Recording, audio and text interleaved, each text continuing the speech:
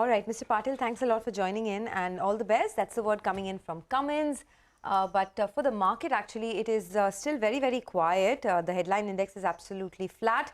Allcargo Logistics is the next corporate that we're looking at to speak on their results. The company saw a good 24% EBITDA growth, but it's once again higher tax expenses that hit the company's profits this time around. Allcargo has also laid out its FY26 targets, where they expect revenues to be at 25,000 to 30,000 crores and EBITDA around 2,400 to 2,700 crores. Ravi Jakhar joins in now to talk about that. Sir, thanks a lot for joining in. You highlighted the FY26 revenue target of 25 to 30,000 crores. But can you tell us in the slightly near term, what can you expect by the end of FY24 and 23? And what would be the triggers for this move, the growth triggers? Yeah, so it's a pleasure joining on your show. Thanks. Speaking of near term, we would see that in the next couple of quarters, there's going to be a little bit of subdued growth from a macroeconomic perspective. Having said that, we witnessed the same in the last quarter as well, but we were able to still grow by expanding the market share in our business. We see the similar trend to continue. We should be able to hold on to the volumes and also expand by expanding market share. Now, what this means is that the business will continue to go forward. But having said that, revenue, in our case, also contains ocean freight, which is more like a pass-through cost. And therefore, revenue can fluctuate depending on the external market situations, but it does not impact the gross margin since it's a pass-through cost. And therefore, the gross margin and EBITDA would see sustained momentum towards the FY26 goals that we have set for ourselves as management aspirations. But in between, it is difficult to predict the trajectories, particularly on the revenue. I would say on the bottom line, you would see a more sustained trajectory towards those goals. Right. Ravi, good morning. So you're saying that the sharp fall in freight rates, right? I mean, spot markets have come off very, very sharply. That is all pass through for you. No impact whatsoever, because that is one fear that markets have, that will impact margins as well. No, so I think we have seen that in the last 2 quarters, the freight rates started coming down around April. So you've already seen 2 quarters, and which is why you would also see that despite business momentum and growth, you might see a marginal Q-on-Q dip in revenues. That's largely to the account of ocean freight rates coming down. And like I explained, yes, they are largely passed through and therefore do not impact the bottom line of the company. But it can't help, right, Ravi, at the margin? It may not hurt that much, but and that's why you're saying maybe next couple of quarters things are going to be a little subdued. Yeah. On the top line side, and because there would be pressure from the market, but like I said, our market share has continued to expand, and that has allowed us to continue to grow, and which means that on the bottom line, with the operating leverage at play, we would continue to see growth despite all adversities. Hi Ravi, what's the market share? In the LCL segment, what is it currently? And you must be having a target, right? So we are at about 14%, a little north of 14% on the global LCL market share. And the aspiration is that we will continue to grow that number. We don't have a set target that we can share, but since we are growing faster in the market and that aspiration is to continue that for the foreseeable future, you would naturally see the market share expand from here. Okay. Your recent acquisitions, Nordicon and Speedy Multimode, can you tell us how has the integration been?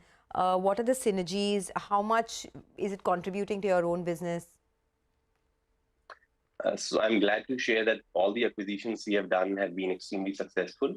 The Nordicon acquisition established us as the market leaders in Nordic region, and we have significantly grown within the region, and the performance has more than doubled in the geography, and it has also added further synergies to the group. So therefore, it's been highly value-accretive business for us.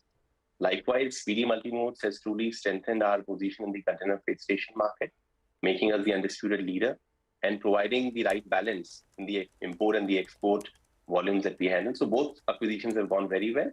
And the larger acquisition at home on Gati is also shaping up quite well. So all the acquisitions done in the recent years have been very, very lucrative and successful for us, I would say that. So looking to go in for more? So we are, always proactive and strategy-led. So it's not like there's something available out there.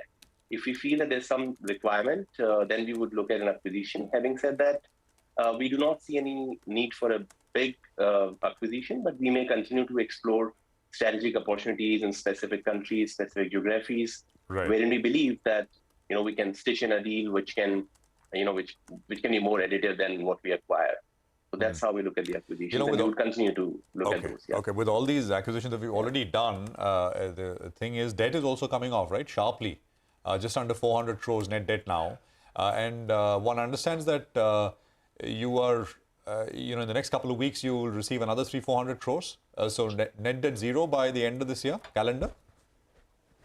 Yeah, so calendar year net debt should be close to zero, because it's already, like you rightly said, it's about 500 crores, and the Blackstone transaction, which should get signed anytime in the next couple of weeks, would bring that down to about 100 crores.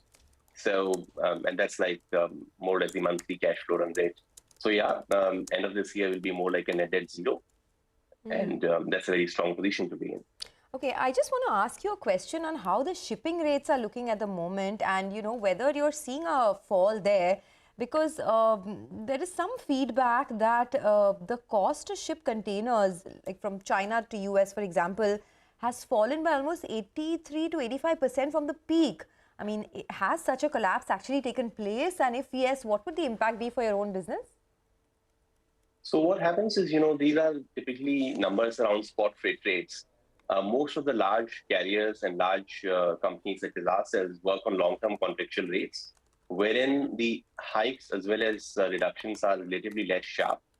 And we have seen that, like I said, starting April, freight rates started to come down, and they have now come at a significantly lower level, and we see that these levels could continue from here on.